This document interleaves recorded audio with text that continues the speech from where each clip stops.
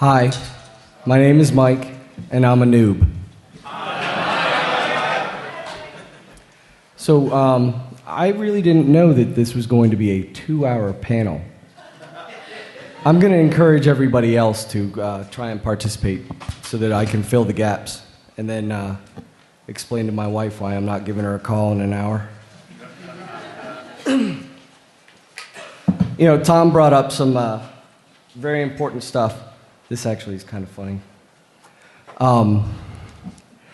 He talked about how 101 has grown. When I first came here, the first time I came here, it was because of Alex Rogan.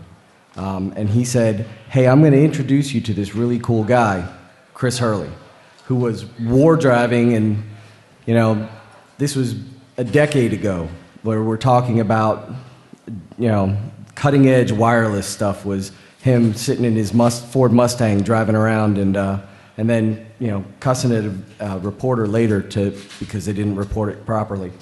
And then Chris managed to rope me in and said, hey, I'm going to run the vendor area, so can you come help me out? And I did, and I've been here ever since. And the one thing that was has always been cool about this, as Tom leaves to go to the bathroom, is exactly what Tom said. You come here to learn. It's amazing that you can come in here and you can stand in a room or sit in a hallway with, you know, 5, 10, 20 people, and all of a sudden this just becomes a collective consciousness. You know, not everybody has the same level of experience as you. Not everybody has the same vision as you, or maybe not just the same perspective. But, you know, it's amazing how that can come about. That aside, DEF CON is also about having a good time. It's about coming out of your shell. It's about doing things. I know that the original description of this talked about the shenanigans. And there have been shenanigans, and DEF CON has grown. DEF CON has grown significantly over the last, over the last decade, moving from the Lexus Park to here. I can remember when 2,000 people was a huge con. And that still meant you stood in line all the way around into the parking lot of the Lexus Park. For some of us, remembering the tent on the roof and how hot it was, and Hacker Jeopardy, and Vinyl Vanna probably very excited to be out of her clothes because it was so hot. So with that, I'm going to kind of turn it over to some of my friends to tell a couple of stories, and we're going to talk about the good times, because the coming out of your shell part really is the most important part. A lot of people come here alone. I have a friend who's here right now. He's alone and he's miserable, but it's because he's not letting himself meet people. He's not letting himself just sit down, be himself, and have a conversation with people. And it's a shame, because now he's missing out on the rest of the con, because not everybody gets it.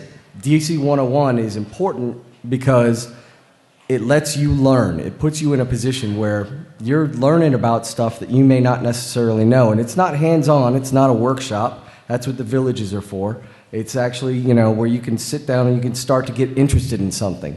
You attend a talk. If you were in Dave Litchfield's talk about time-based, and this was a while ago, time-based attacks on databases, unless you're Dave Litchfield or somebody at Dave Litchfield's level, you don't get it. So you're just sitting in the audience, nodding your head, going along. But hopefully it interests people enough that they're going to at least look it up and say, oh, that's what time-based means. So with that, do any of you guys want to start it off, tell stories, talk about, the fun times, talk about Grass Angels, maybe, or talking about any other experiences? Come on, raise your hand. I will make you, Aaron. Thank you. Alex Rogan, people.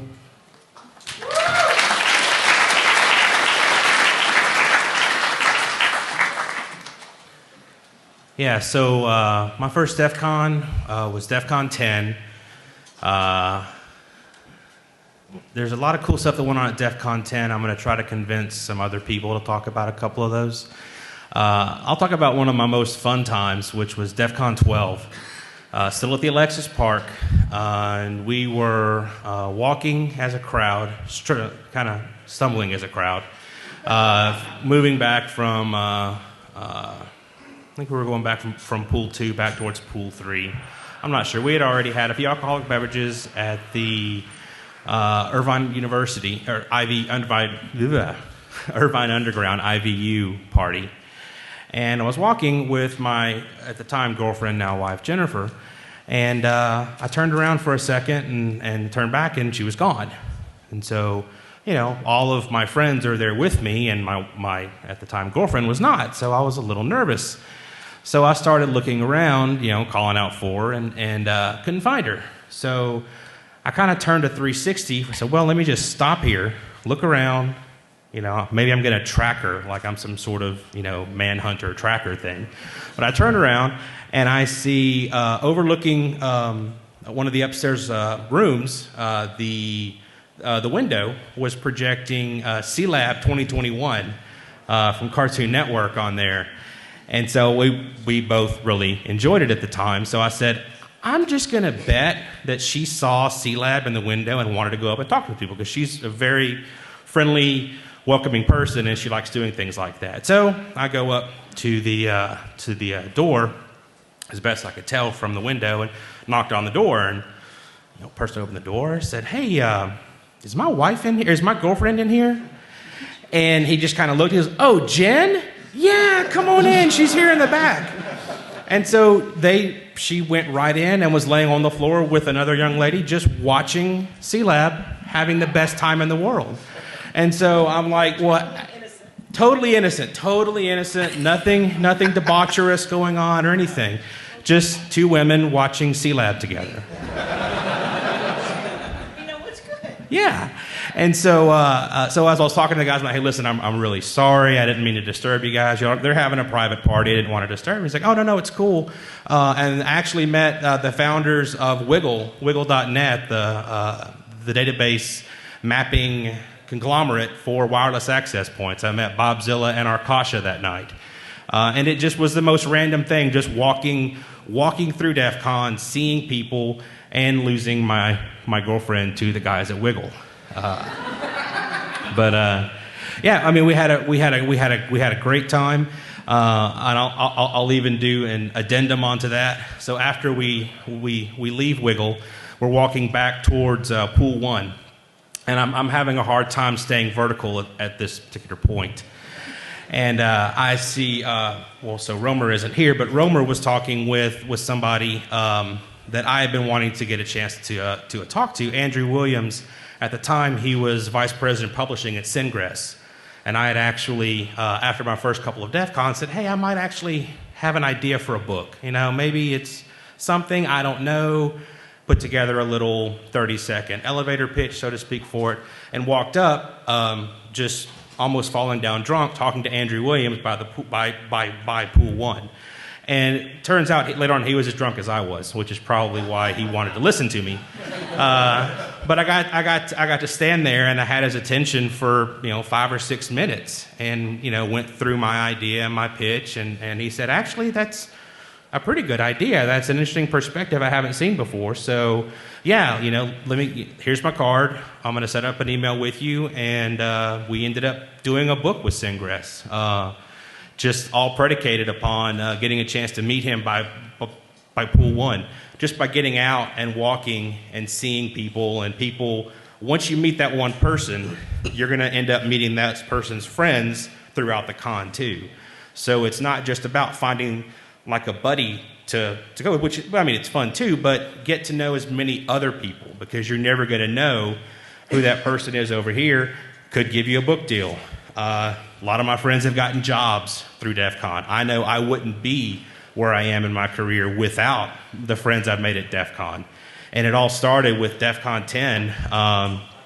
3 or 4 of us from a small university in Texas saying, I think we can actually compete and actually hang with these people from California and from New York and from DC. We're not in the middle of the hacker scene, so to speak, but actually I'm going to invite another medic, Tim McGuffin, up here to talk about our experiences at DEF CON 10. I hate you so much. Yeah.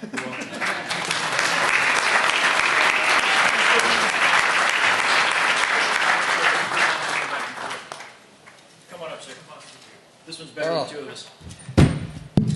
So at at DEF CON 10, we decided that we could compete in a Hacker Jeopardy, having never seen it before. There was no videos or anything back then, and we did. Myself, Aaron, and his loving wife, Jen, the night before she got lost with Bob and Arkasha. We signed up 2 years before? 2 years Oh, before. yeah, never mind. That's DEF CON 12. So we signed up as a team for Hacker Jeopardy. We got chosen, and we walked up on stage, and we had no idea what to expect. We're in this sea in a parking lot in the Alexis Park of about 1,000 people. It was hot, it was sweaty, and there were random things happening behind us. There was a scantily clad lady that I didn't know to expect. It was very out of my element coming from conservative Texas. So we get up on stage, and we're doing quite well at Hacker Jeopardy because the questions that they're asking are low-level tech questions. That's what we do. I mean, my background's in electronics and chemistry. Aaron's is in computer science and SCADA systems, and Jen is a pop culture junkie. So it fit really well with the questions that were being asked. About halfway through the first round, we have enough points to just stop playing, and we could walk away with the win. I didn't know the rules of Hacker Jeopardy in the crowd at the time, so whenever a daily double came up, are y'all familiar with the daily doubles from the old Hacker Jeopardy? Okay, cool. So whenever the daily double came up, I wanted to spend 500 and just make a few more points to solidify our lead and call it done. Aaron, having been tipsy and drinking more than he probably should have at night, overrode my $500 bet and bet it all. Every dollar we had. So he bet it all, and then we decided the question came up, and the question was, which virus was distributed across the security-focused neophytes mailing list in March. In March of 2002 was the question.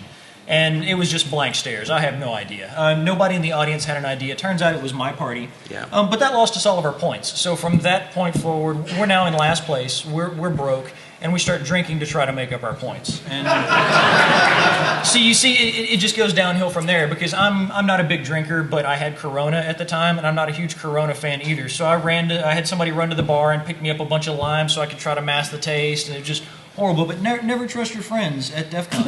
Yeah. I was doing my part to really catch the team up, so I was actually two-fisting them as quickly as I could. I had a really nice screen of brown glass in front of me, or white. I forget we were probably going to Bud Light by that point. Probably so. I think we had burned No, it was through the Corona Corona. because we were negative at the time. We were making you drink the shit. Yeah. Well, yeah, that's fine. That's fine. So with that, and just to kind of bring the story full circle, one of the other guys that we were competing with at DEF CON 10, I just ran into actually on stage at the Hacker Jeopardy trials tonight. Hacker Jeopardy was having the trials from 1 to 3. They were looking for people to get up on stage. The two guys standing beside me, G-Mark pointed it out and says, hey, y'all come on up here. Turns out we competed against Hacker Jeopardy and had the same questions still in our head where they had got it wrong and we had got it right. Still wasn't enough points. But it was HTTP, or it was TCP port math. So HTTP plus FTP divided by, and the answer was 31337. They got 31336 because they were off by a port. But come full circle, here we are 12 years later, 13 years later, and still meet the same guys, still reminisce about the same things. It was a much smaller community back then, much closer knit. Now, I thought you were going to tell the story about pissing off everybody in DC forums. Actually, most of the let's see, one of the admins and 2 or 3 of the moderators at DC forums pretty much hated your guts. So the original war driving contest for DEF CON 10 was the first one. Hold on a second. Just so you know, in case you were thinking about leaving, this is more about how to get the most out of DEF CON. Granted, we're going to tell you war stories. We're going to tell you about the fun that we've had. We're certainly going to tell you about how much Medic hates beer and still gets drunk.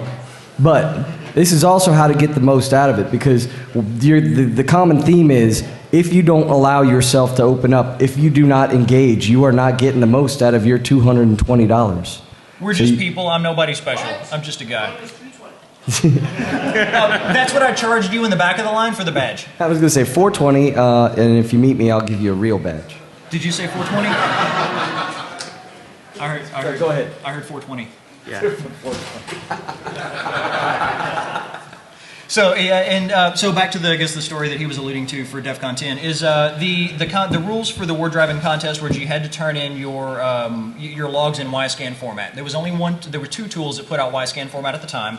YScan, which was written for BSD, and NetStumbler, written for Windows. I wanted to use Kismet. So I started asking the questions on the forums, hey, what about other alternative formats? And they just posted the rules, you must use YScan format. Okay, thanks, that's not very helpful, guy. Come on, I mean, what other formats can we turn this in? How is your scoring going to work? And it was here are the rules. That was a subtle hint to me at the time that if it's not written down in the rules, it's legit. So if you can find a way to still follow those rules and bypass them, you can win. RenderMan found that out a couple years later, whenever he was disqualified from the wireless contest for running fake AP. It was 500 unique access points. They didn't say they had to be real, so he launched fake AP on one interface, launched Kismet on the other interface, logged his 500, handed his laptop over, was disqualified. But getting around those rules, so I ended up, so I took the argument from that to, from the forums to IRC with Romer, and he basically said, look, these are the rules. And Russ. And Russ. These are the rules, this is the way it's supposed to work. Chris's avatar on the forums is a big middle finger, and it has been since DEF CON 10, whenever I started the argument with him and he told me to fuck off. So I wrote a script to do YScan, or Kismet to YScan format. I went ahead, I wrote it one in VBScript, will run in Perl, and just made it available, put it out there. And then we showed up the day of the war driving contest, and there were almost all of the teams were using Kismet and my scripts to beat me at my own game. If I would have kept my mouth shut, used my own scripts for myself, used Kismet, picked up all the hidden SSIDs, we would have owned it. But the top 3 teams used my scripts to score and to compete against me using the tool set that I had put out there and made public. So if you've got something secret for winning contests, keep it secret until after the contest is over with. Or if you're really big into the sharing economy, you can definitely do what Tim did. And it was kind of one of those things, I don't think the war driving competition would have been successful if people would have been limited to only those people that were BSD enough to run the YScan app, or as anybody that's run, NestNumber before. It's a great program, but you're not going to find anybody trying to hide their stuff. So if there hadn't have been 15 teams there competing in Kismet, and there was a lot of media, that was the first year of the wireless war driving competition. I think there were 2 or 3 media outlets there at DC-10. There were probably 10 there at DC-11 because of the popularity of the contest. And I think because people were able to find more. I mean, it's way more fun winning with, at the time, 1,600 access points than winning with 70 access points. .NET Magazine did a write-up on Aaron and I after that contest, just because of the history and what we had done. And we weren't anybody. We were just podunk rednecks from Texas. So find whatever's new and upcoming. So right now the SCADA Village is new this year. You can bet next year there's probably going to be contests focused around the SCADA Village. If you're into SCADA or you have anything associated with it, get in there and get involved with them. Get involved at the ground floor, because whenever it blows up to be a big thing, you can be part of that big thing. Yeah. Thanks, I think we've done enough.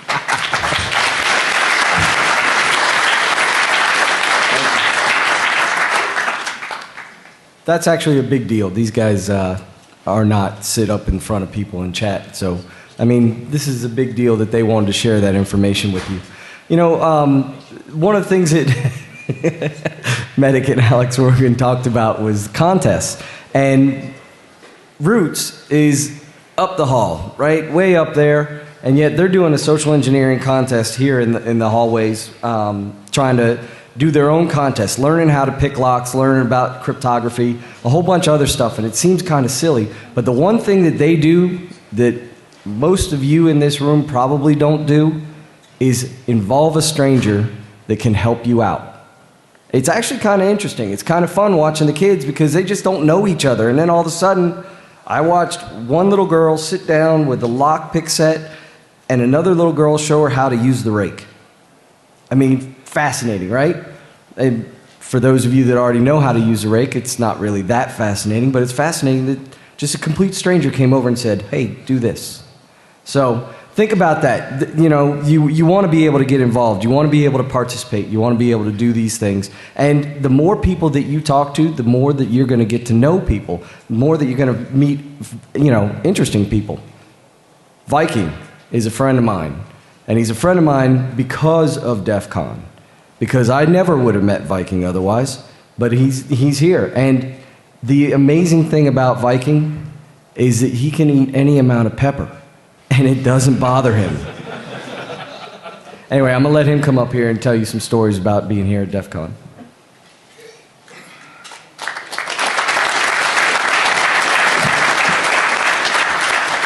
Okay. I didn't know I was talking. So No, neither did I. let me just say to my employer, please don't fire me. I didn't know that this was happening. None of this is endorsed by my employer, and I'm not going to talk about anything that I do at work. That being said, so I came here for DEF CON 16 was my first con. Didn't know anybody, and kind of walked in and had a terrible time. Didn't really go out, didn't really get involved. And then Romer and I happened to meet up for work. Came back the next year and he's like, hey, why don't you come hang out? Let's go and do some stuff. And, I'll get you into the cool parties and, I'll introduce you to some people. And that's how I kind of ended up knowing Wiseacre and all these guys that are up here talking. And, but the really cool thing for me was, I went from being a nobody to having a group of friends, right? And what Chris did for me, what Romer did for me was, he got me, he showed me around, he got me introduced to some people and, kind of got me to a point where I could get things done a little bit easier at DEF CON.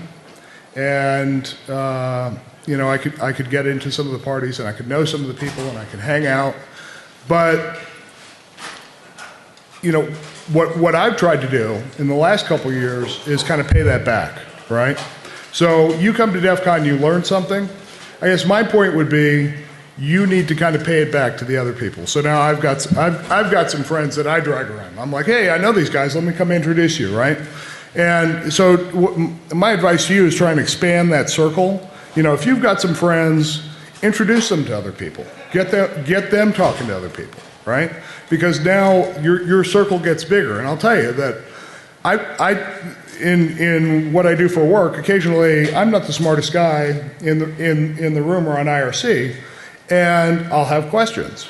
And I was in the middle of a pen test a couple of months ago, and about a year ago, I popped a box, and I knew that I could get, I could be inside the domain if only I could figure this one box out. And I spent weeks. I owned the box, but I couldn't, I basically needed to turn an outside interface into an inside interface so I could continue my exploitation. And I was just stuck.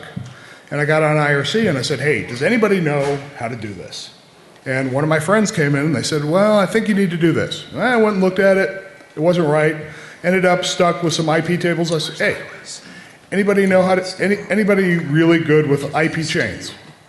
And one of the guys, Mike, who was somewhere around here, said, yeah, absolutely. I sent him what I told him what I wanted to do. He sent me back the rules, and I was in. Domain admin, yay me.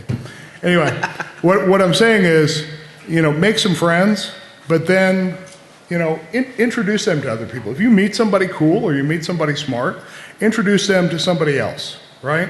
Introduce the guy who doesn't know anybody to somebody, because you just expanded that guy's circle, right? Make those circles bigger for your friends, and make them bigger for people who aren't there. The other night we had some kid come sit down. A bunch of us were sitting around drinking, and he said, hey, I want to get into the security business. And so we sat him down. We said, well, tell us a little bit about yourself. We spent 10 or 15 minutes trying to get this kid, who just got down to university and flown here from the UK. But, trying to get this kid to understand what he wanted to do, because he really didn't know. He's just like, I just got out of college and I want to do this stuff. And, but taking that time, and maybe he will, maybe he won't, but, pay it back. I guess that's my primary point. I don't have any great stories about DEF CON. I know. What happens in Vegas stays in Vegas. Honestly, usually I've had a little bit to drink when I'm here. And sometimes I don't remember everything that happened. So, there is some video. Thanks, dude. There is some video. But yeah, that's basically all I've got. But I'm going to put the onus on AJ. Oh, yes, I am. I'm going to bail AJ out for a second. So how many of you guys went to the DC 101 talk on Thursday at 10 o'clock? Few guys. Okay, cool. DC 101 started out basically just as a panel to let people know, this is what you should expect from DEF CON. All you noobs, you should know to come in here and make friends and do this and do that. And don't do this other thing. And usually it's a little bit more peppered with flavorful language. And part of it also is about, having people come up on stage and learning about getting a handle, because you're going to find that a lot of people want to remain anonymous when they're here at DEF CON. And if you truly want to remain anonymous, then why would you have a big orange mohawk? But nevertheless, that's a part of it. And Ali John actually did not get his handle here. He got it through Black Hat. And it was actually kind of fun. Ali John's handle is Pushpin, and he is gonna, even though I've bailed him for a little bit, he is gonna get up here and talk. And he's Pushpin because he was, the first time we saw him, he was following around Joe Grand, aka Kingpin, as seen on TV Joe Grand. And, he just looked like a little mini-me of Joe Grand. And so from Kingpin went Pushpin. Anyway, so one of the things I'd like Ali John to talk to you guys about a little bit is, Ali John gave his first talk this year. And that's a big deal because Viking said, pay it forward. And it is kind of something that you want to be able to do because there's a lot of people that come to this conference that really don't know what's going on. Highwiz said it. They're sock jockeys, they're knock jockeys, they're code monkeys. They're whatever, but they're not hackers, at least not in their heads. And they just don't know, how do I make that change? How do I make that distinction? And Ali John's talk was about becoming a pen tester, how to do a pen test. Actually aptly titled, Poppin' Boxes Like a Pro. So, here's Pushpin.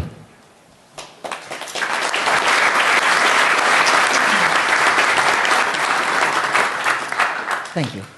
All right, I took notes while they were talking, and I'll just start with DEF CON 16. I came out here with UAT, who's obviously a vendor, and we competed in Lost's Mystery Challenge.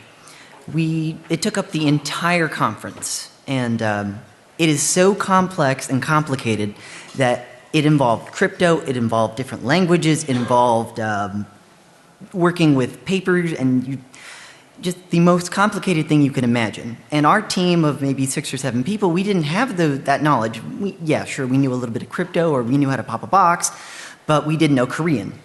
Or, we didn't know how to do this one thing. So that competition forced all of us to go to almost every part of this conference and gain knowledge to finish this competition.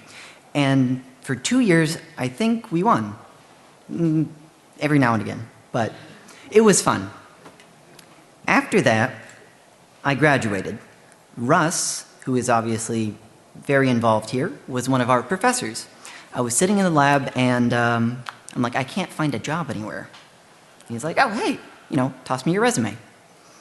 A month later, I skipped all of the painful, hard, horrible work that we all have to do, the IT support help desk, the sysadmin, the network admin. I just jumped all of it.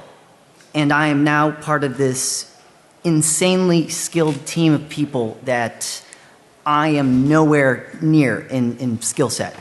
He's selling himself short. Sure. But from then to today, I cannot believe where I am. I've worked for 2 government agencies. I have co-authored a book, again, thanks to Russ and Evil Rob. I now work at PlayStation. It's astonishing. Some days I walk into work and I just stop and I'm like, whoa. I would not be here today if it wasn't for Russ, if it wasn't for Highwiz, if it wasn't for Chris, who's now my boss, I worked with Mike. I worked with a lot of people here. And I don't know what my life would be like if I didn't come to DEF CON. So, Thanks, dude. does that work? Yeah, thanks.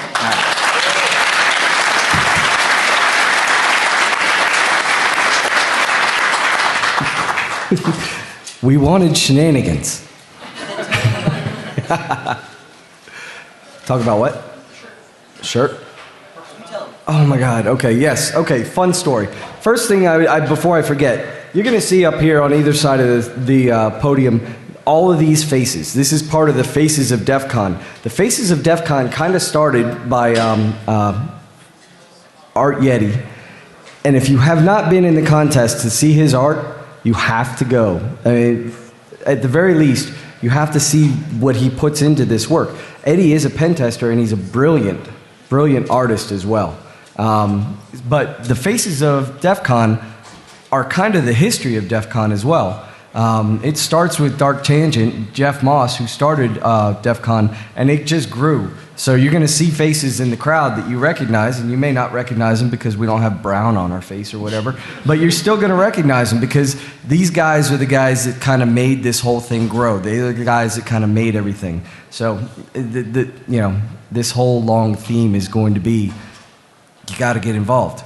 And actually, part of what Ali John just said about telling about the shirt, when Ali John first started coming, we used to have a little tradition on Tuesday before DEF CON, going to Gonzales y Gonzales over in New York, and having dinner. And as we were going down, the year previous, the guys traded a shirt with Joe Grand, with one of the guys that flips the little escorts girls direct to you cards, and his shirt was disgusting. But Joe thought it was so funny, he actually wore it for his talk the next day. So the next year we decided, we're going to do it again. Of course, Ali John being there, the year that he had earned the Pushpin nickname, we were going to get one for him too. And it was a little bit tougher that year because these guys only get one shirt. And, now they get multiple shirts, and some of them even get these flashing signs. And sometimes they don't even have to have the shirts. They just sit there flipping the cards at you. And so we had to pay. And we put it on Ali John, and oh my God, you would have thought we were pouring acid on him. Because it was yucky. It was sweaty and dirty. I mean, it was almost like this guy was sleeping in it. So, but it kind of, he may have been sleeping in it. And, but Ali John was a good sport, and he actually wore the shirt and wore it to dinner and wore it back to his hotel room and then promptly showered for an hour and a half in scalding water. It's part of the fun that we have. The cool thing about this conference is, first of all, it's over a weekend. So you don't have to worry about, am I going to be having to get up? Am I going to have to work giving me a call? Most people don't have to worry about that. It's over a weekend, and it gives you an opportunity to actually do a little bit more. It gives you an opportunity to hang loose because there's all the events during the day, and then there's all the events at night. And one of the things that Viking brought up is parties. DEF CON used to be basically 8 hours of conference and 16 hours of parties. It's kind of morphed a little bit, it's not quite 16 hours. And, we've extended the talks a little bit longer, so there's a little partying that overlaps. And you'll see even that when the noob speakers are giving a talk, the speaker goons will run up, give them a shot, help them calm down, help them relax. And it is kind of fun. So it's a fun environment, an opportunity for you to come in and, relax. And the parties are cool, but you don't always get invited to the parties, especially if you don't know the 303 Mafia. Then you're not going to their cool party, which is happening tonight. Suck it, I'm going. And I'm, 303 by proxy because of people that I know, and it's actually kind of cool. And I talk about the 303 Mafia, but they are a tight-knit group of friends who are very proud of their area code, and they're also very proud of the stuff that they do. And they come in and they actually make a significant portion of this DEF CON happen. So, getting to know people. Do not try to get in the party by saying you know Pyro. Because everybody says they know Pyro, and Pyro's favorite story, he told it on Thursday, is about the guy who came up in line and said, "Hey, I want to go in the party." And they said, "Well, who invited you?" And the guy said, "Pyro." And then started defending Pyro to Pyro. It doesn't really work that way. But, so again, this is what brings you along, because, if you ever met Pyro, you go, huh, he's a cool guy. He's fun to hang out with. You would not know the stuff that he knows, the math that he does in his head. He is a brilliant guy. And you certainly wouldn't know that just by watching him walking down the hall. But because I've gotten to know him, I now know some of the cool stuff that he does. And he actually is a really smart guy. So, now I'd like to open it up to any of you guys, because I know a bunch of you are getting a little bit bored. And you might have some questions, especially since apparently we've got an hour and a half more to go. And you might have some questions. You might want to know, what's going on? How do I get a handle? Or anything. Is there anybody? Come on, we've got microphones. You over there, sir, not even close to a microphone. What's going on and how do I get a handle? You are helpful, sir, and I wish I had a beer for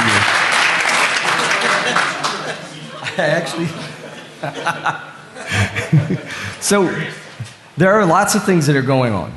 A lot of them are printed in the schedule. A lot of that stuff, what's that? Oh yeah, come on up here. We'll actually give you a handle, Mr. Helper. Yeah. Oh, okay. Oh, nice. Hey, I also got good news. Apparently there's nothing scheduled after this, so, if you guys run out of questions and I start to lose my voice, it'll be okay. So again, a lot of the stuff is printed, and then a lot of the stuff you're going to find out by just word of mouth. So, here's what we're going to do. I'm going to have you stand over here, and you're going to tell me 5 things about yourself. 5 things that you think are important to yourself. It could be 5 things that people don't know about you. Does anybody in here know him? No. Oh, this is even better. This just proves my point. He's a So,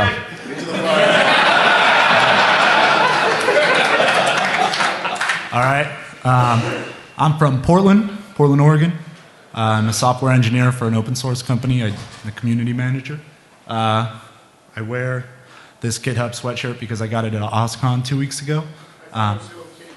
It's similar. That one's at home. It's a nighttime sweatshirt. I don't know. That's pretty much it. Yeah. I'm a smartass. When I hear somebody throw something up as open as what he did, I'm going to go ahead and call it out. It's my first DEF CON. I came here with my friend, and I don't know what's going on because there's like several resources to find out what's going on, and none of them agree. So that's a little bit about me. all right, awesome. All right, you stand over here. Hello, Kitty.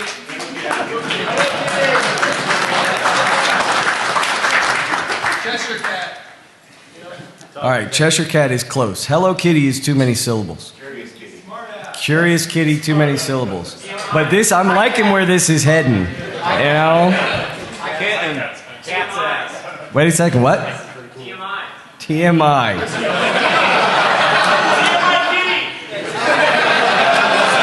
All righty. You are TMI Kitty.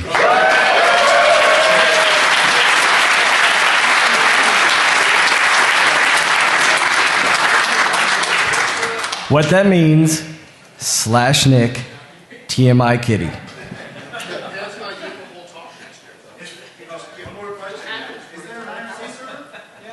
Yes. Pound DC-forums. It's on FNet. The DEF CON forums, and pretty much anybody can join. You have to participate.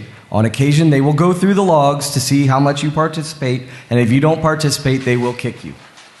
And then you join again and say, hey, it's TMI Kitty, and I have a question about next year's party schedule. And then, you'll get just as much crap in the channel, but you'll have a good time. And it actually is pretty cool, because the people that are in the DEF CON forums channel do a lot of participation. Be prepared for a lot of drama, but be prepared also for understanding exactly what's going to be going on. And they can point you to things and introduce you to things. There was a DEF CON Forums party last night. I did not go. I was at a different party. So, who's next?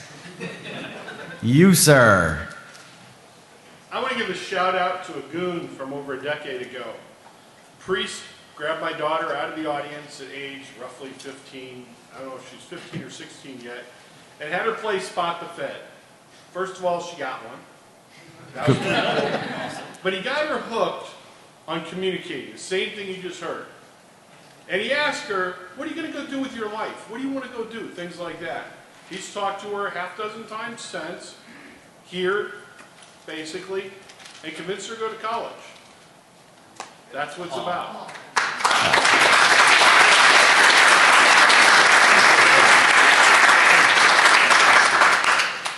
Didn't you want a handle? Okay. I got students in the audience. I'm going to really pay for this. I'm a college professor. Who doesn't need a microphone? I'm a college professor, and I'm full of hot air. Don't even go there. Former military. Saw combat in the Middle East. Thank you. You're welcome.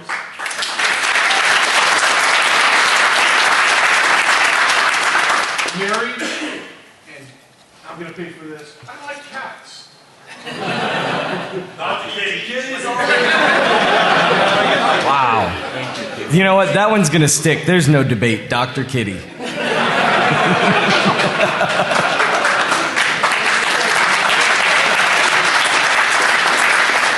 Now, part of this is fun, right? We're talking about, getting your handle. And when you get your nickname, everybody wants to start out with a badass nickname, right? I want to be Siphon, or I want to be Revolver.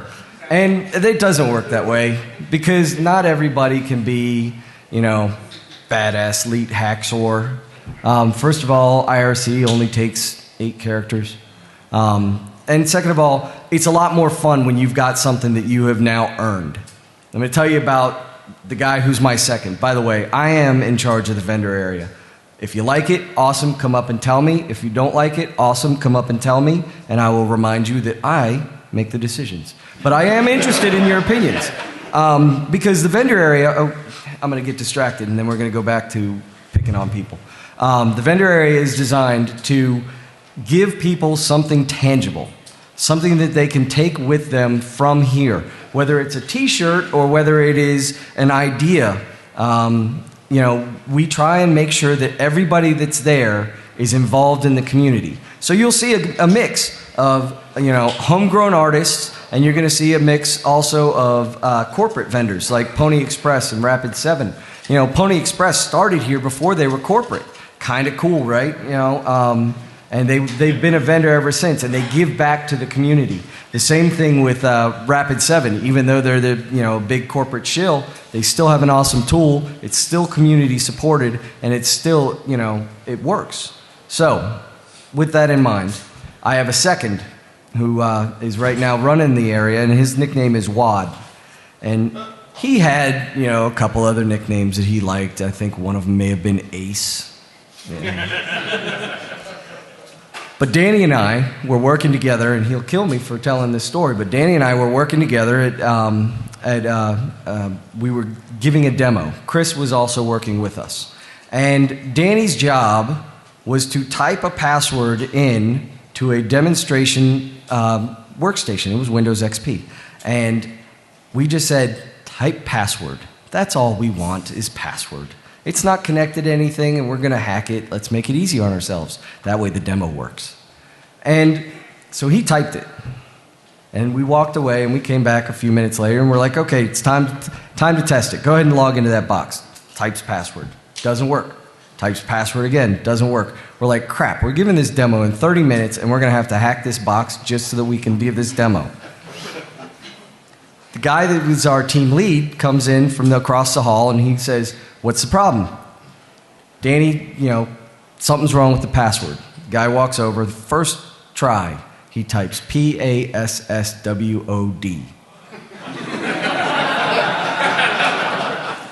It works. Danny is now Passwad. Passwad at gmail.com exists. Passwad at yahoo.com exists. We signed him up for everything because it was so funny. But Passwad is too many syllables. So he became Wad. We were calling him Wad. Then he shows up one time, and Chris, Danny, and I were on an assessment. And we went to a club. And at that, it was a bar. And at that bar, they had black lights. Danny walks in with his t-shirt, and it looked like a crime scene.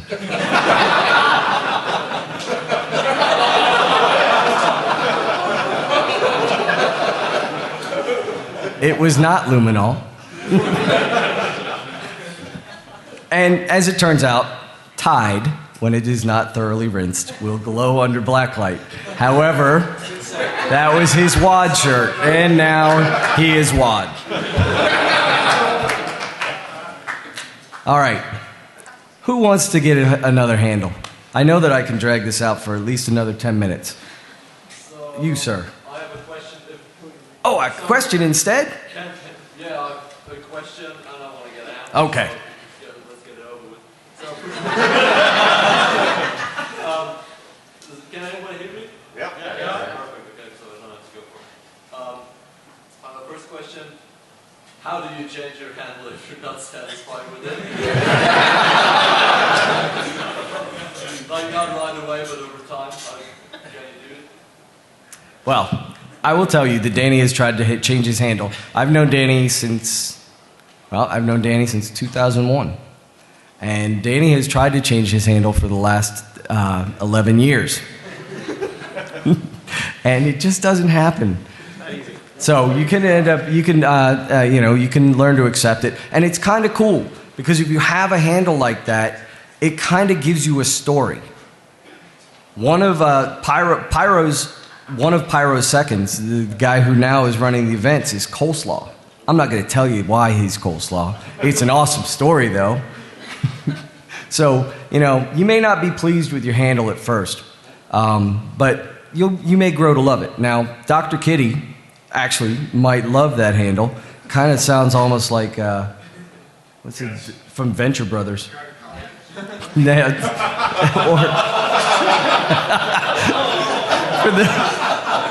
those of you who didn't hear, Viking. Gynecologist, yes.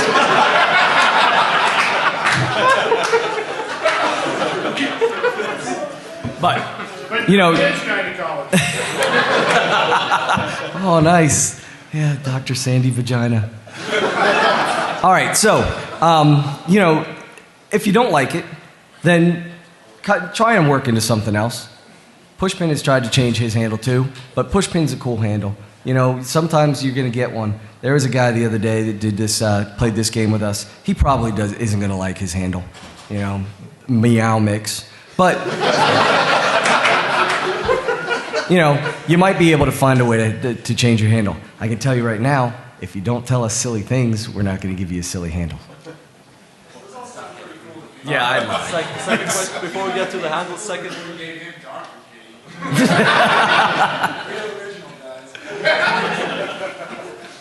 Before we get to the handle, second question, how do you get an Uber badge? Uber badge. So, Uber badge, actually, this is kind of cool.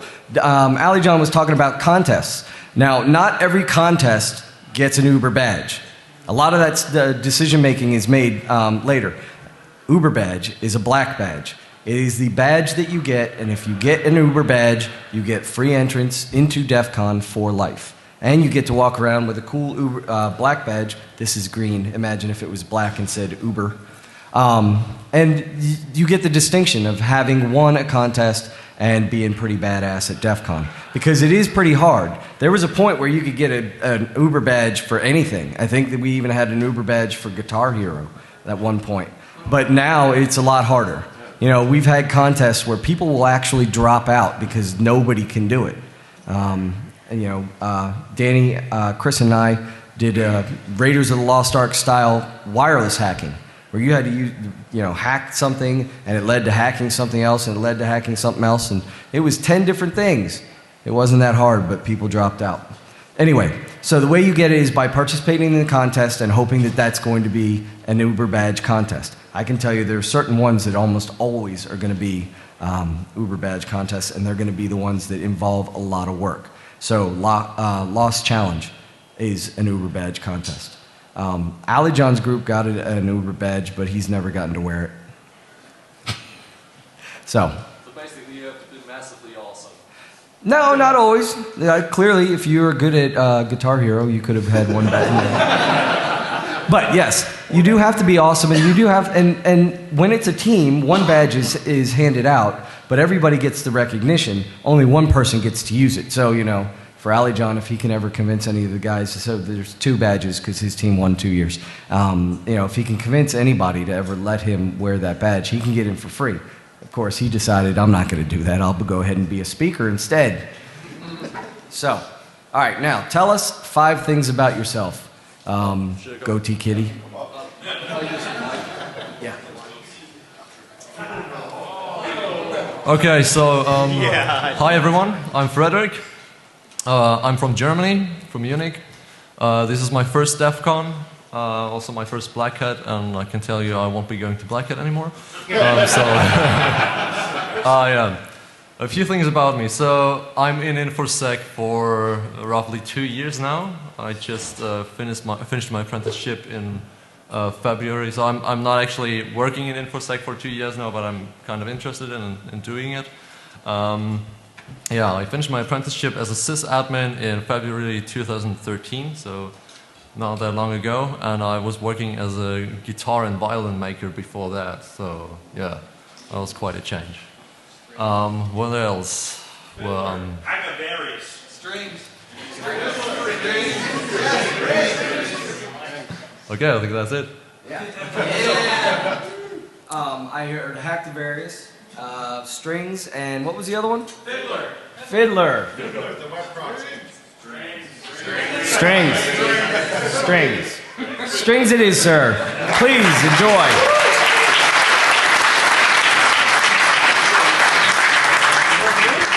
You should definitely not be ashamed of strings. Now you've got a fun story. A lot of people ask me, how did you get into InfoSec? I used to sell beer, wine, and liquor. Not an easy transition. I can tell you that my ex-wife did not like that job. So I got into computers as a result of that. It has nothing to do with my handle, Wiseacre. It simply is I used to sell beer, wine, and liquor, and that's what led me to get into computers. So, all right. I believe there was one other audience. Yes, you, sir. Yeah. So I've got a question, and if you guys want to give me a handle, you're certainly welcome to. Okay, well, the handle is optional. If you came on Thursday, the handle is not optional. However, the question is... Oh, so you got to see that. So my question would be, I'm currently a software developer. I squash bugs for a living. However, I am more interested, or I have a interest in the Internet of Things, and how do you get started with hardware fuzzing, that sort of thing, because that's completely different entire universe to what I currently do. Sure. Hardware Hacking Village. I would like to be able to say something funny about that. Internet of Things in terms of, okay, so we've got a brand new, power meter on the back that's connected, and I think that there's entirely too much lack of security in what's going on with Kickstarter and all that kind of stuff. Very valid. Alex Rogan, were you going to answer his question? Well, I was going to say, if you're interested in the Internet of Things with respect to automation, like you're saying, power meters, load meters, things like that. Cars, sure. So there is an ICS Village this year, Industrial Control System. It is focused more towards automation of industry. However, they have a lot of the similar characteristics, to where you have an underpowered piece of hardware that's essential to operation. That doesn't have enough potential to actually run securely, and it was never designed to be run securely. Somebody needs it from across the globe, they slap a cell modem on it, give it a public IP, and they leave it out there. Yeah. So actually the ICS Village does have a lot of different areas where you can actually test against some of these pieces of hardware and learn how some of the secure coding practices work for those things as well. May not be exactly what you're looking for, but I guarantee you there's a lot of like-minded folks in there. Chances are, if you were to do a Google search on, how do I do this? One of the people that that has written about it is here this weekend. So don't be afraid, if it's published, ask the author. Send an email. There's a reason that those people publish. It's not, just because they want to share with the world how smart they are. They also want to be able to distribute that knowledge. There are still some people that want to help, want to pay it forward. You might think that it's like you're at DEF CON and people are going to prank you. I took a guy to lunch the other day. I got a diamond card, so I said, hey, let's go skip the line. I had to leave, so he got to eat by himself. Actually, he was with his friends. But, nevertheless, he was the third person in line that I had to talk to convince them, why don't you walk to the front of the line with me? Don't be afraid to do that, because chances are you're going to find somebody that really does want to help you. Yeah, I was just going to say, a couple of years ago, you remember Dan Kaminsky did the huge DNS talk, and everybody was really spun up about it, right? I didn't know Kaminsky, but I saw him at the bar the day before he gave his talk. And everybody knew that it was going to be big, and it might have been big for the people that I was working for at the time. So I grabbed him, pulled him off to the side, and said, what are you talking about? And he talked to me for like 30 minutes. So I knew what he was going to drop before he even gave his talk. If you just walk up and talk to people, everybody here is approachable or should be, right? If they're not, they're douchebags. And fuck them if they're not, right? So, and other people have said it, but if you hear people that are talking about cool shit, if you walk up and buy them a beer and say, hey, I like what you're saying, can I hang out a little bit or I have a question? Most people here like to talk about the shit that they're interested in. So walk up and talk to them, right? Find them, ambush them at the bar. And I'll take that handle. Why not? Okay, in all fairness to Viking, if you ever see Dan Kaminsky drinking, he will talk to you. But my point is, he talked to me the day before he gave his talk, right? So I had a little insider knowledge, only because I walked up and spoke to him. All right, come on up here and give us 5 things.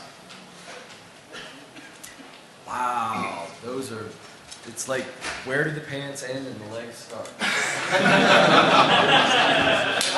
So apparently I'm pasty.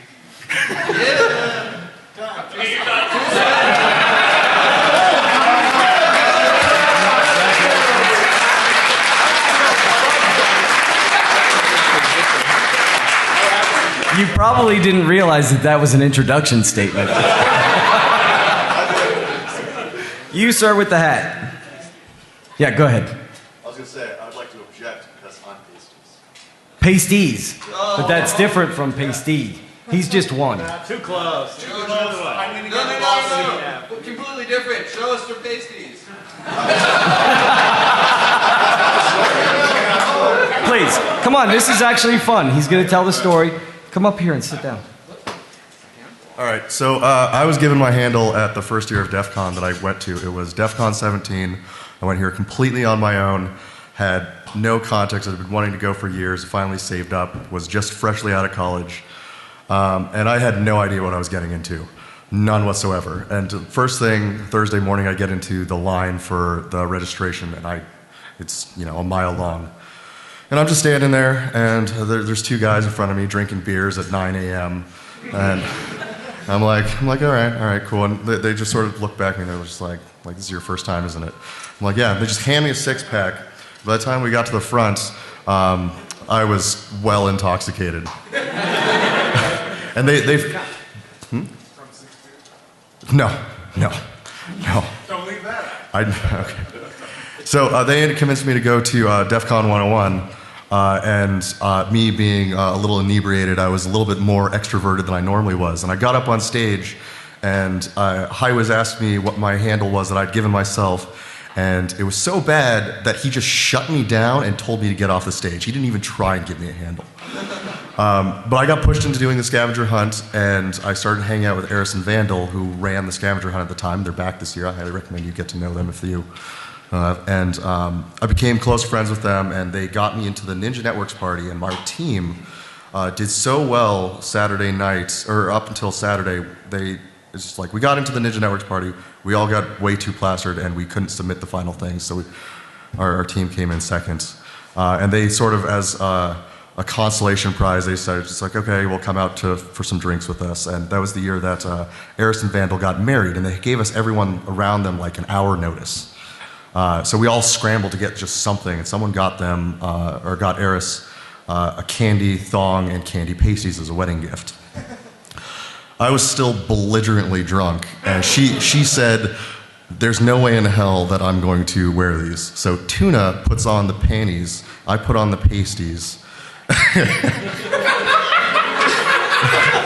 and we all go to lunch at the NASCAR Cafe.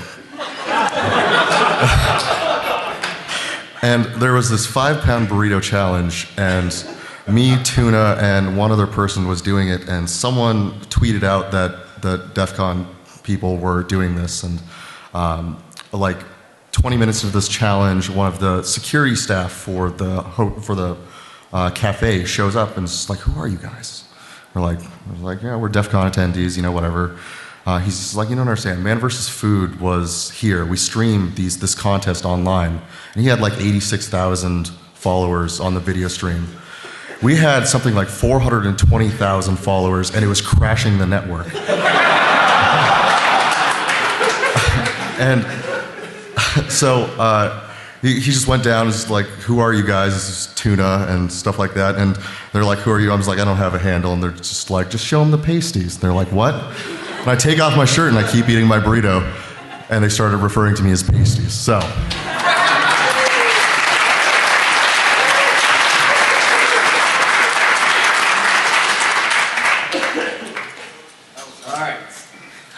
All right, before we get to you, does anybody have any other questions? Well, this is fun.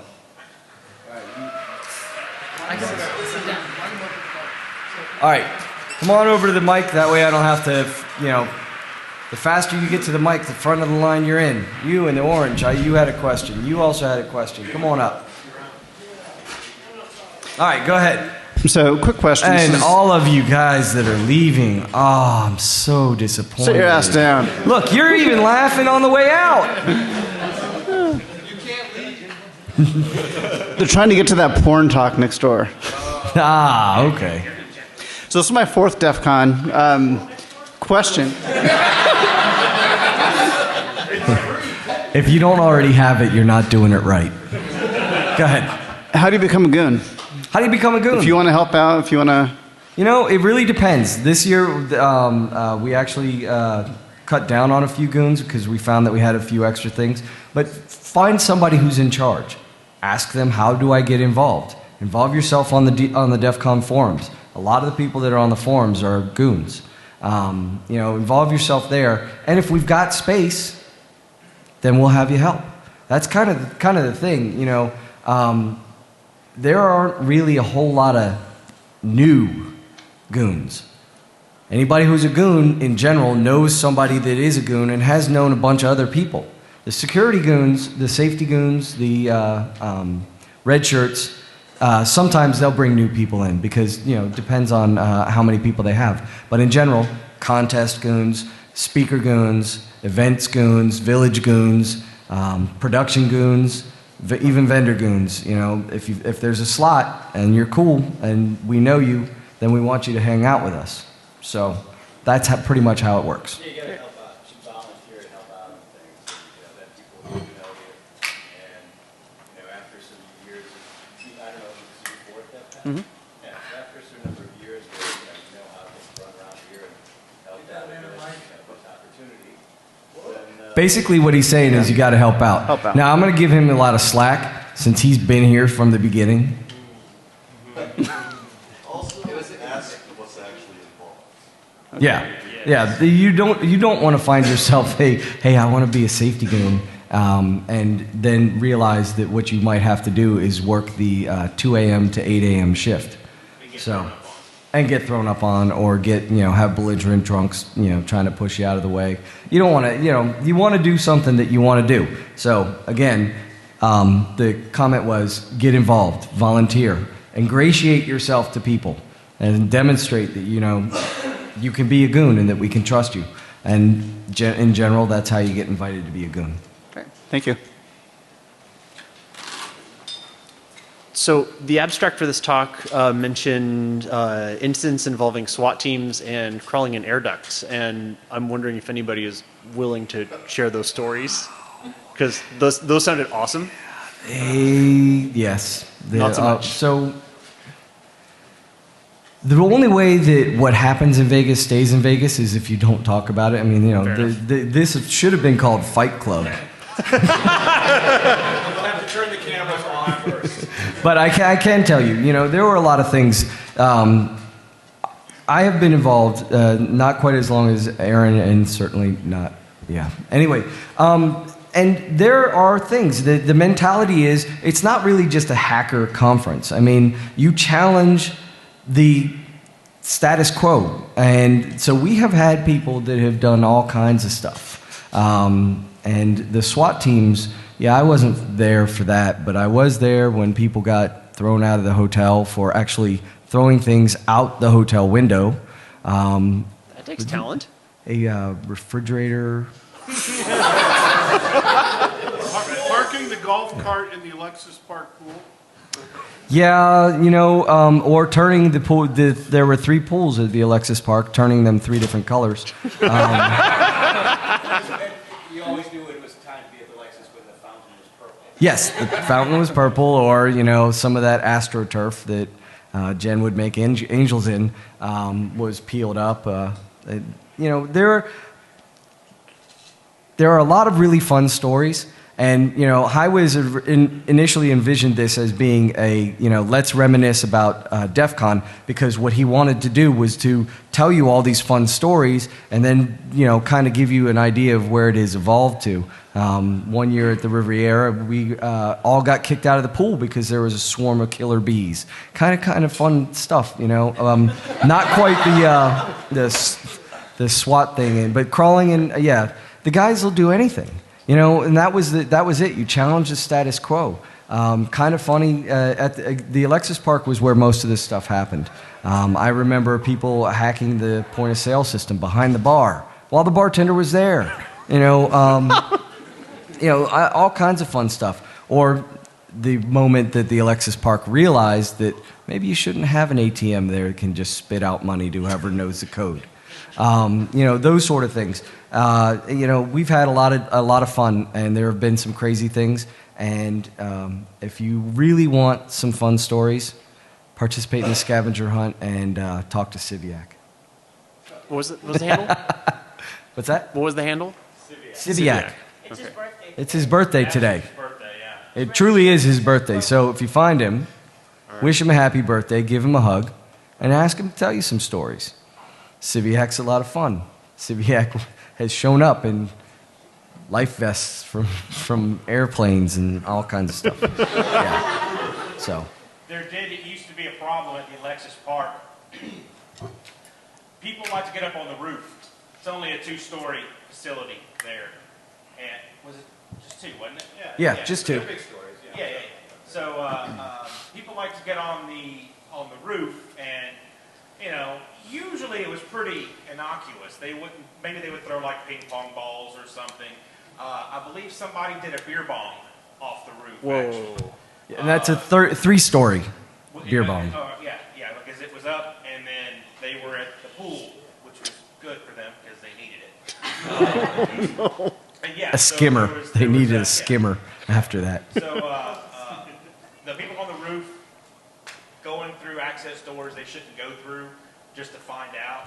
The Alexis Park had an extensive, they're not like tunnels, but there's basically ways to get around the convention space that only the employees knew. And then the goons knew, and then anybody that could open the doors that they never kept locked could do. And so it was pretty routine to try to find your quickest way through to get between talk to talk, or get up on places like the roof or things like that. Yeah, it's been, as DEF CON has grown and people like myself are approaching 50, it does make it, all of a sudden the appeal of, I might actually fall through this all of a sudden the appeal is a little bit lost. It's lost some of its luster. But yeah, we can talk about some stories afterwards. Cool. Okay. Did you have another question? No. Okay, cool. Fair enough. All right. But I do not have a handle either. So. Okay. Well, we're not gonna. Is it You're not not doing bumping the handles? line, buddy. Huh? All right. Hold on. All right. So let's go ahead. This gentleman in the fancy haberdashery hat is going to introduce himself, probably not as I am pasty, and try and get himself a handle. Okay, so 5 things about myself? 5 things. Okay, all right. First thing is this is my second DEF CON, I guess. That's a really shitty thing. I guess I am, I've been trying to get a handle for a while. I can never come up with a creative one, unfortunately. I've gone by a couple. Let's see here. Speaking of getting on roofs, I own a Magstripe reed writer because I like drinking beer on the roof. I saw this up in the room, and I was like, hey, they're giving out handles, and I had had enough beer, so I thought it was a good idea to immediately sprint down here and try and do this. But I tried to buy a handle on the way to trade you a handle for a handle, but they don't sell them in the store, unfortunately. And I'm probably going to stop rambling and let you get back So to your far thing. you haven't really told us anything About myself? Oh, okay. Rambles. Okay.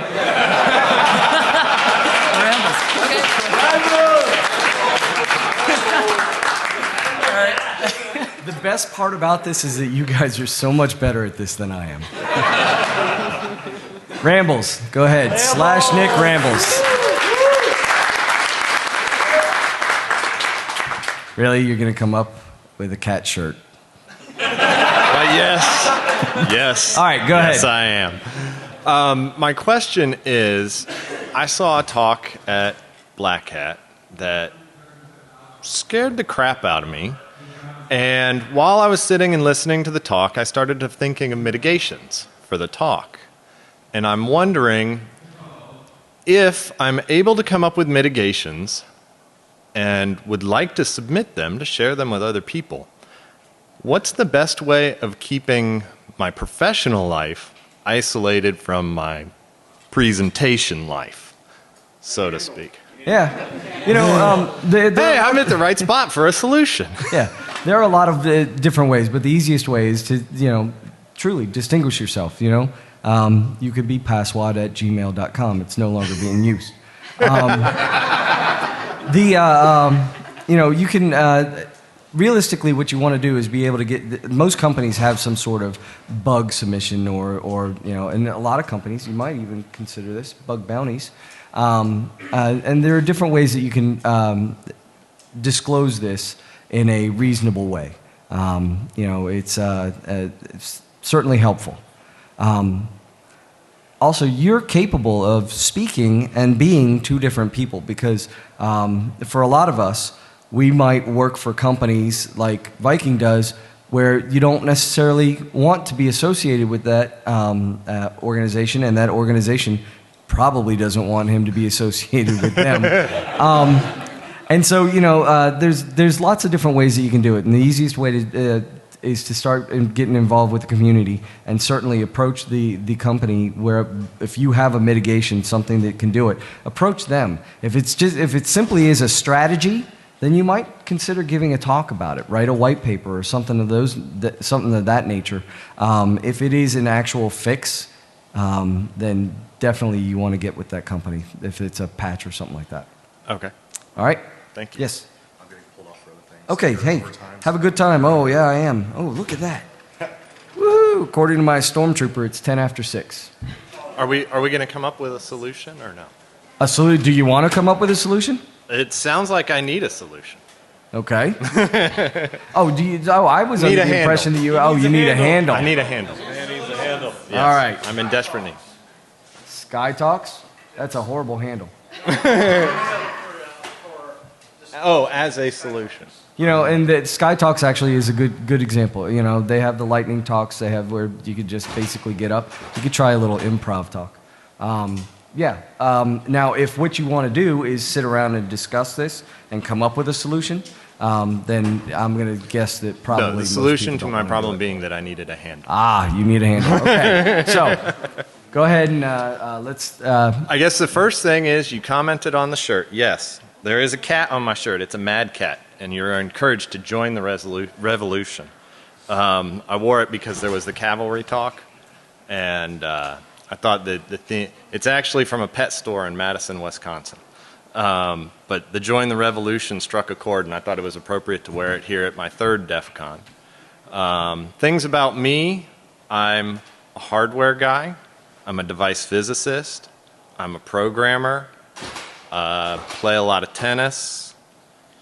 From Texas. We've got some other Texans floating around here. But I grew up in the Midwest. Not very interesting, eh?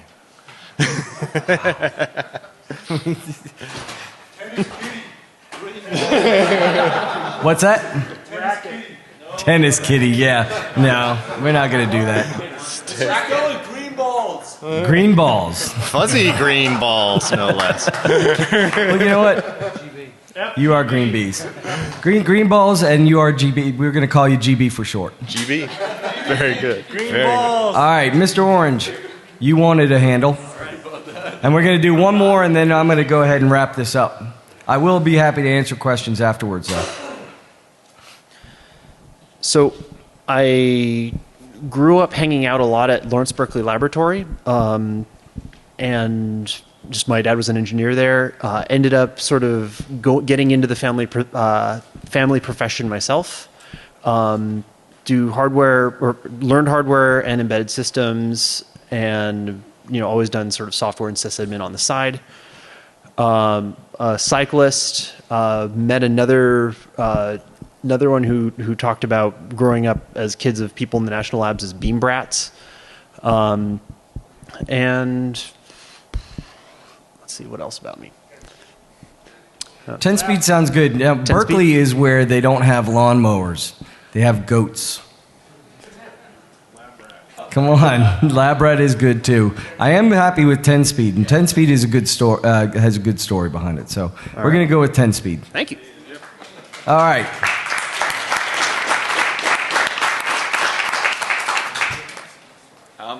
I do not need a handle. I already have one. It's more of a story. Really? Let's hear your handle and decide if you actually do have one. Well, the story is what comes with a handle. So my first DEF CON was 9. At the time, I was an illegal. So it was very difficult to come in here. I had to take the bus, and I didn't speak English. So I made it. I didn't know anyone, and I was afraid because everyone looked totally different. And I was scared. Prior to that, I got the handle because I was in LA, and I ended up going to the LA 2600 meeting. I didn't know anyone. And so they asked me, well, what's your handle? And the first thing it came to my mind, they had computers out there, and there was a plug. And I said, that. So I just pointed to it and said, plug. Yeah. And that was it. So that's the only thing I could say. But so I always was in the shadows. So I know a lot of the people through faces because I never really interacted with them. It was a problem that I had because I felt that I couldn't speak, and that limited myself. So then I came to 10, 11, and still was illegal. So finally, by DEF CON 13, I got papers, and I was so happy. So anyways, in LA, I got a ride with a guy that was Strom Carlson. He was doing hacking the asterisk, and actually that DEF CON, which I believe was the last one at Alexis, he did the mailbox, I think, right? The switch bar, I think they had something like that. Anyway, so we were driving in the car, and I was always scared, right? Because I was always taking the buses, so no one could see me. And so this time, he was driving too fast because he needed to get there early to set up everything. And then, police. Right? So it's like, so he's all mad and pissed because he needed to get in. Well, I was actually trying to hide. Because in my mind, I was still thinking, like, prior to that. So anyways, police officer comes in, it's like registration and whatnot. And I'm just sweating and shaking. Right? And then he looks at me like, what's going on? And I didn't really say anything, right? But then after, for a minute, I thought, well, wait a second. I don't need to do that anymore. Like, I got papers. you know? So anyways, I stopped, but I took a break. And finally one day I decided, I'm going to interact more with people. So what I decided to do is I went back home and I decided to tackle terminology and try to get it to pronounce it better. So when I talk to people, they will not look at my mouth, and then we'll have a really good conversation. So here I am presenting my story, and hopefully it helps people, because another thing that I realized is throughout the years, one of the things that struck me is I could never see people from my own country, and I couldn't even see Latinos for a long period of time. And it was until recently when the first people I saw was from Spain. Then we got the guys from Argentina, and then Colombia, and so forth. But if it's difficult for someone like me, it shouldn't be difficult for anyone that speaks the language. And you should not be afraid to do anything. I mean, I had probably a valid reason. Didn't have papers or anything, but nothing should stop you from not making friends. And what I decided to do now is hang out at the bar. And if someone wants a beer, I'll just buy them a beer and I have a conversation with them, because it's the only thing I can do it.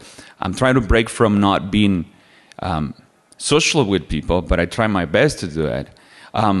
So just to end this thing, the first person I met in LA 2600 was actually Noid. He used to run the Goons.